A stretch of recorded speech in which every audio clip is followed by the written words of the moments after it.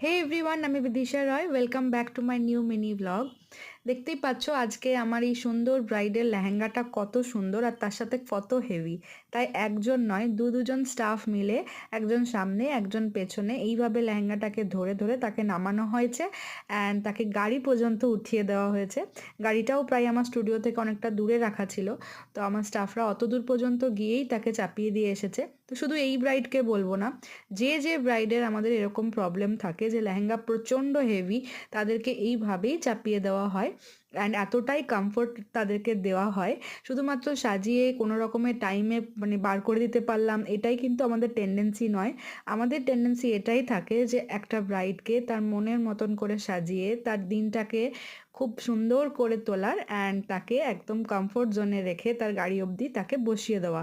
এতটা পর্যন্ত আমাদের কাজ থাকে। ভিডিওটা ভালো লাগলে অতি অবশ্যই লাইক, কমেন্ট, শেয়ার করে দিও।